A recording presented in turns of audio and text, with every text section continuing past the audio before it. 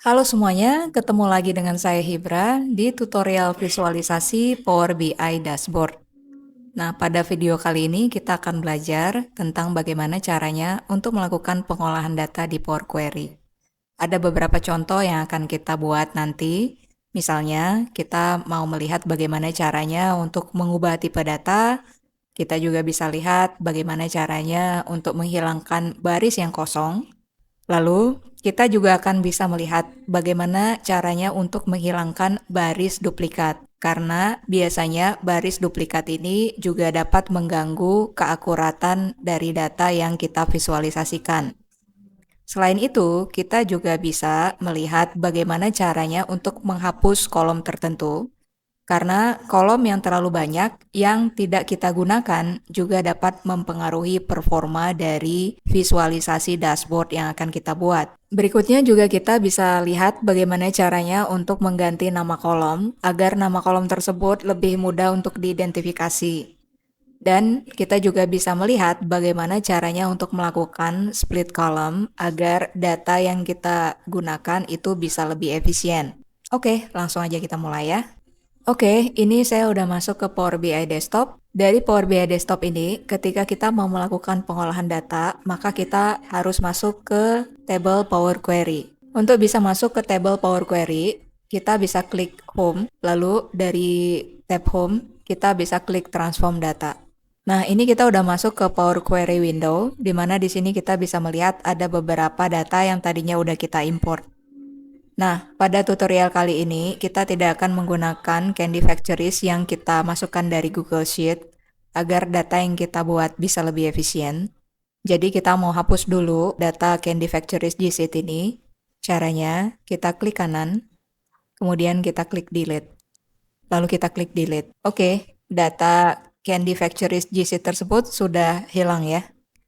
Oke, jadi untuk pengolahan data ini kita akan mulai dari tabel Candy Distributor Data Dictionary, di mana pada tabel ini kita bisa lihat beberapa deskripsi variabel yang kita gunakan di beberapa data lainnya. Jadi misalnya di sini kita bisa lihat untuk table sales ada variabel row ID yang artinya adalah unique row identifier dan seterusnya.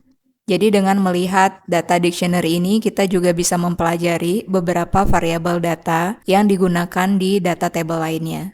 Lalu di sini kan kita bisa lihat ya, bahwa untuk headernya sendiri ini masih belum tepat.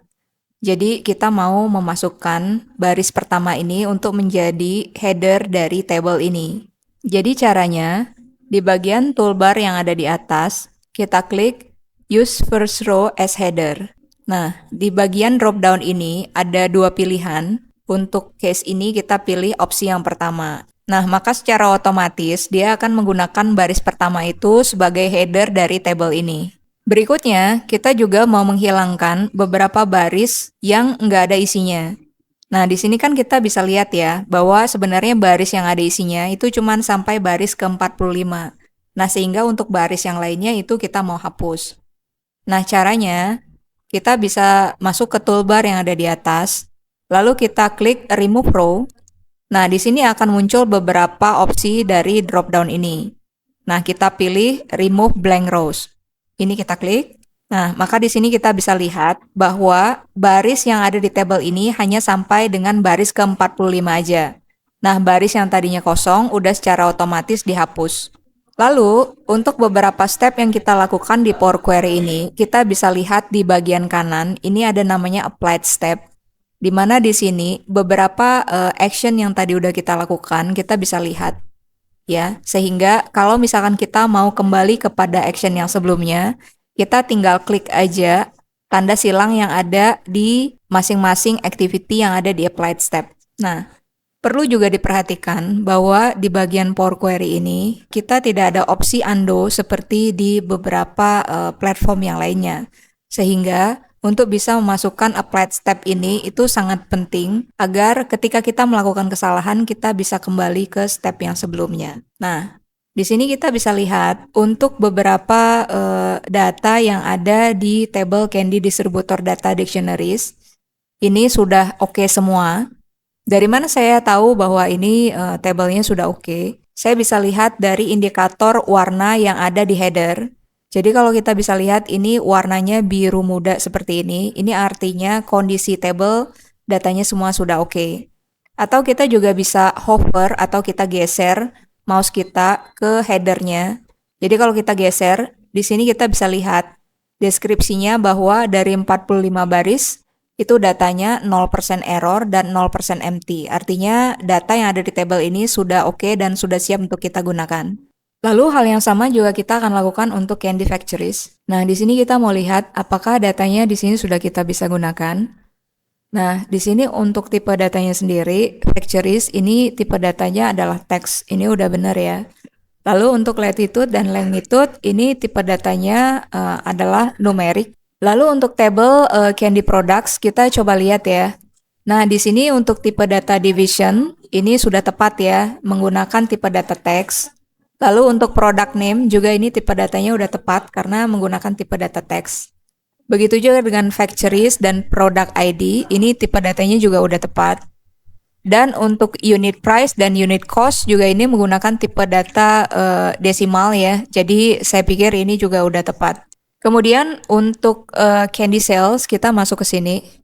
Nah, di sini kita lihat bahwa untuk candy sales ini terdiri dari banyak sekali data. Nah, untuk itu di sini akan sangat tepat jika kita menggunakan beberapa validasi. Jadi misalkan tadi kan kita mau menghilangkan beberapa baris yang kosong. Caranya kita klik Ctrl A. Nah, maka dia secara otomatis akan ngeblok semua kolom yang ada di sini. Lalu kita klik Remove Rows. Nah, dan kita akan klik Remove Blank Rows. Sehingga semua data yang ada di table Candy Sales ini bisa dipastikan tidak akan menggunakan baris yang kosong. Nah, berikutnya kita juga akan menghindari duplikasi data. Untuk itu kita masukkan di sini validasi Remove Duplicate. Caranya kita klik Remove Rows, lalu kita klik Remove Duplicates. Hal ini untuk menghindari beberapa data yang ada di table Candy Sales ini merupakan data duplikasi, ya, sehingga datanya nanti menjadi tidak akurat. Setelah memasukkan beberapa tipe validasi tersebut, lalu kita coba cek tipe data untuk masing-masing kolom. Jadi misalnya untuk row ID, ini tipe datanya adalah whole number, ini sudah tepat. Kemudian kita juga bisa lihat di sini beberapa tipe data lainnya, ini sepertinya semuanya sudah tepat ya. Lalu gimana sih caranya kalau misalkan kita mau mengubah nama dari kolom ini? Jadi misalkan kita mau mengubah nama kolom product ID ini menjadi produk aja. Nah, jadi kita bisa klik 2 kali di header kolom ini seperti ini. Kemudian kita bisa ganti, misalkan dari product ID saya mau ganti namanya menjadi produk aja seperti ini. Terus kita klik enter. Maka yang tadinya headernya itu product ID berubah menjadi produk seperti ini. Lalu bagaimana caranya kalau kita mau men-split satu kolom menjadi 2 kolom? Misalkan di sini kita lihat ya, ada product name. Product name ini terdiri dari kategori produk yaitu wong kabar dan nama produknya sendiri yaitu triple diesel caramel. Nah, kita mau nih men-split kolom ini yang tadinya ini dipisahkan oleh tanda dash seperti ini kita mau split menjadi 2 kolom.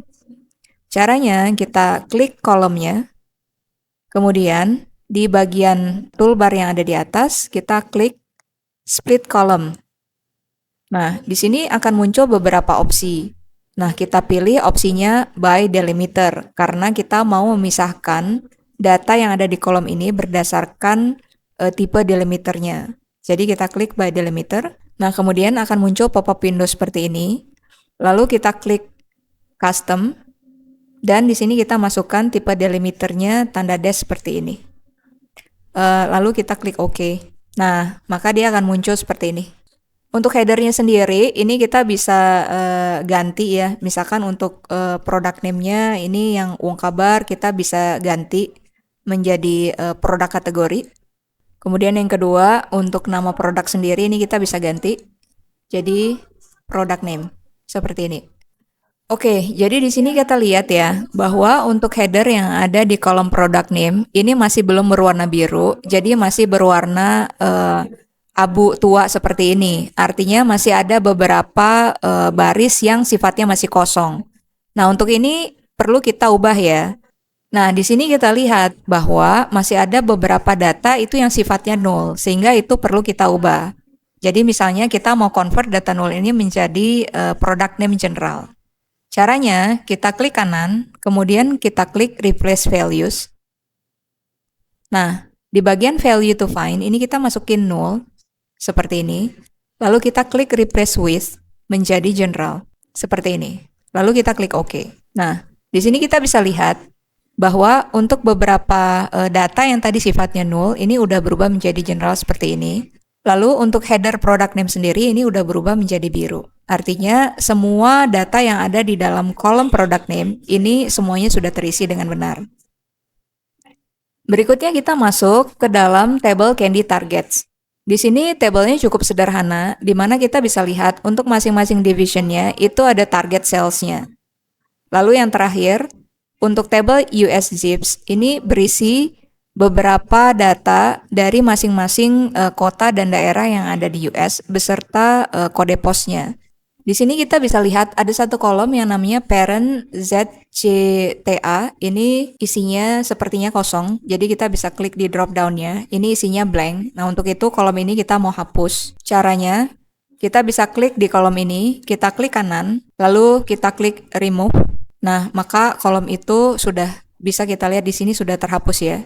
Lalu kita juga bisa lihat di bagian population, ini enggak semua barnya tertutup dengan warna biru, karena masih ada beberapa data yang empty. Kita coba cek ya. Jadi misalkan di sini kita klik, lalu kita uncheck semua datanya, dan kita pilih data yang null aja. Lalu kita klik OK. Nah, di sini kita lihat bahwa ada beberapa data yang ada di sini, itu nggak ada data populationnya. Nah, untuk itu, di sini untuk yang nilai population null, ini kita mau ganti menjadi 0. Yang pertama yang kita perlu lakukan adalah kita kembali ke selection-nya, kemudian kita select all, seperti ini, lalu kita klik OK. Nah, kemudian kita klik kanan kembali di kolom population, dan kita klik replace values. Lalu pada bagian value to find, kita ketikkan 0, dan kita replace with 0. Seperti ini, lalu kita klik OK. Di sini kita bisa lihat bahwa untuk headernya sudah berubah menjadi warna biru seperti ini.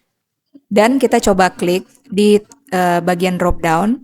Nah, di sini data nullnya udah kelihatan nggak ada ya, dan sudah terreplace menjadi 0. Lalu kita klik OK. Begitu juga dengan density, ini kita coba cek, kenapa sih ini barnya nggak jadi warna biru.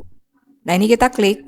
Nah, di sini kita lihat bahwa masih ada data yang null. Oleh karena itu, data null ini kita mesti replace. Jadi kita klik cancel, dan kita klik kanan.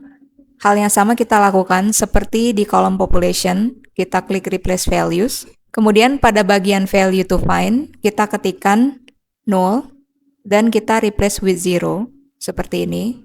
Lalu kita klik OK. Nah, maka nilainya akan berubah seperti ini, dan barnya itu akan berubah menjadi warna biru seperti ini. Oke, ada beberapa kolom yang akan kita hapus juga pada data ini karena tidak kita gunakan, yaitu kolom imprecise dan kolom military. Caranya, kita blok dua kolom ini, lalu kita klik kanan, dan kita klik remove columns. Nah, maka kedua kolom tersebut akan terhapus secara bersamaan. Ada juga kolom ZCTA, ini yang kemungkinan besar tidak akan kita gunakan pada tutorial ini. Untuk itu, kita mau hapus kolom ini. Caranya kita klik kanan dan kita klik remove. Seperti ini. Oke, sekarang semua data yang mau kita gunakan pada dashboard ini sudah siap untuk kita pakai. Untuk itu, kita klik close and apply di bagian atas, dan kita tunggu sampai proses loadingnya selesai. Lalu kita bisa lihat data yang sudah kita ubah tadi. Kita klik di table view. Nah, di sini kita bisa lihat table candy factories, candy products, candy sales, dan sebagainya, itu semuanya udah terload dengan benar. Oke, itu aja yang bisa saya sampaikan di video kali ini. Kita udah berhasil melakukan beberapa pengolahan data di Power Query. Semoga bermanfaat. Terima kasih, sampai ketemu di video berikutnya.